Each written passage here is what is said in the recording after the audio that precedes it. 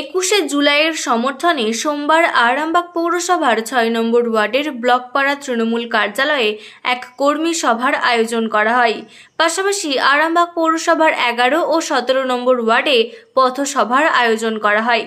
উপস্থিত ছিলেন রাজ্য তৃণমূলের সম্পাদক স্বপন নন্দী, আরামবাগ সাংগঠনিক জেলার সংখ্যালঘু সেলের সভাপতি শেখ হায়দার আলী, আরামবাগ পঞ্চায়েত সমিতি সভাপতি শিশির সরকার, আরামবাগ শহর INTTUCর সভাপতি শফিকুল আলম ছাড়াও তৃণমূলের অন্যান্য নেতাকর্মী। জুলাই সমর্থনে আজকে সংখ্যালঘু সেলের আরামবাগ সাংগঠনিক জেলার মহকুমা তৃণমূল অফিসে যে সভাপতি আছে আমাদের শেখ হায়দার আলীর নেতৃত্বে আজকে মিটিং হয়।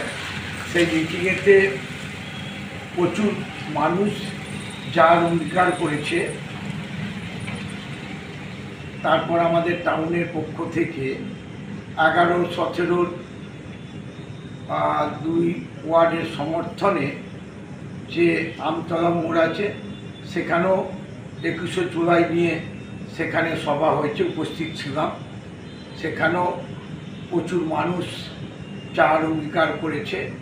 তারপর ব্লকে আরান্ডি ২ নম্বর অঞ্চল আছে পুরাতে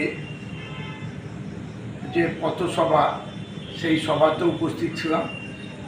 প্রত্যেকেরই একটা দাবি যে আমাদের গাড়ি দিতে হবে। আমরা ২১শে জুলাইয়ের সেই দিদির বক্তব্য শুনতে আমরা ধর্মতলায় যাব।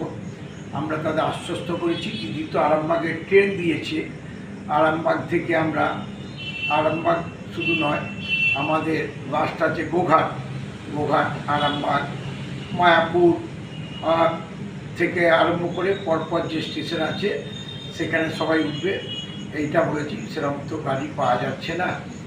তাই যা মানুষ অন্য বছর হয় তার চেয়ে অনেক মানুষ আরামবাগ থেকে ২১শে জুলাই সবাই যাবে। সেখানে আমাদের দিদি বক্তব্য রাখবেন। সেই বক্তব্য শুনে এসে আমরা এলাকায় সেই মানুষের কাছে দিদির বক্তব্য পৌঁছে দেব।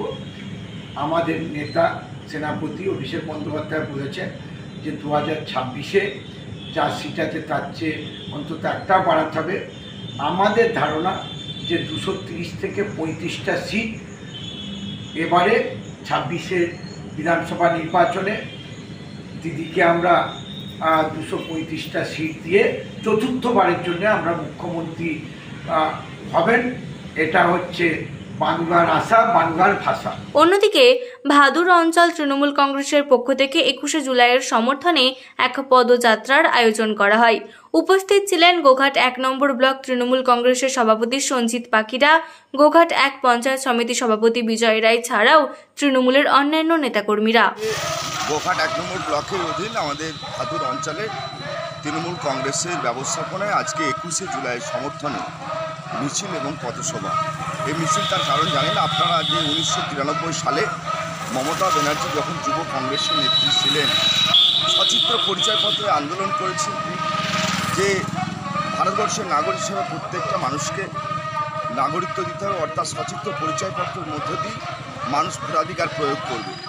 তো সেই দিন মহাকরণের ডাক দিয়েছিলেন সচিত্র পরিচয়পত্রের আন্দোলনের জন্য। সেদিন 21শে জুলাই 1993 সাল সেই আন্দোলন করতে গিয়ে মমতা ব্যানার্জির প্রতি আক্রমণ, বামফ্রন্ট সরকারের অত্যাচার, তার সাথে সাথে 13 জন যুবক সেদিন প্রাণ হারিয়েছিলেন। আমরা সেই দিন থেকে আমাদের নেত্রী মমতা বন্দ্যোপাধ্যায় তৃণমূল কংগ্রেস 1998 সালে দল গঠন 1 জানুয়ারি গঠন করার পর থেকে আমরা 21শে জুলাই দিনটাকে স্মরণ করি। প্রতি বছর আমরা সকল কর্মী সমর্থক ছুটে যাই শহীদদের তর্পণ জানাতে 21শে জুলাই। সেই 21শে জুলাই এবছরও আমরা সকলে আমরা আপামর জনসাধারণের কাছে জানাতে চাই যে আমরা 21শে জুলাই শহীদদের তর্পণ, 21শে মানে আবেগ, 21শে মানে শহীদদের প্রতি তর্পণ, 21শে মানে ফিরে দেখা, 21শে মানে মাথা উঁচু করে বেঁচে থাকার অধিকার। এই 21শে জুলাই আমরা সকলে যে যেমন কর্মী সমর্থক আমরা যে যেমনভাবে পারি 21শে জুলাই ধর্মতলায় যে উপস্থিত হব, আমরা শহীদদের তর্পণ জানাবো। তাই আজকে ভাদুর অঞ্চল তৃণমূল কংগ্রেসের আজকের এই মিছিল, আমরা সকল কর্মী সমর্থক, আজকে বহু মানুষ এই মিছিলে পা মিলিয়েছেন। তাই আগামী দিন এবং তার সাথে সাথে আপনারা জানেন যে আমাদের 1 আগস্ট থেকে নেত্রীর আন্দোলন সফল হয়েছে। 100 দিনের কাজ, আবার গরিব মানুষ 100 দিনের কাজ ফিরে পাবে, এই বাংলার মাটিতে শুরু হবে। এবং মহামান্য হাইকোর্টের বিচারপতি তিনি রায় দিয়েছেন যে 1 আগস্ট থেকে এই বাংলাতে আবার জব কার্ড শুরু হবে। সেই বার্তাও আমরা মানুষের কাছে পৌঁছে দিতে চাই। নিউ নূর সোফা সেন্টার, এখানে সমস্ত রকম সোফা পাইকারি ও রিটেলে বিক্রয় করা হয়। সমস্ত সোফা নিজস্ব কারখানায় তৈরি করা হয়। প্রোপাইটার হানিফ হোসেন খাঁ ও রুহুল হোসেন খাঁ, বড়ডোঙ্গল হাটতলা সিনেমা হলের সন্নিকটে, হুগলি। যোগাযোগ 7797170093 এবং 9382003105।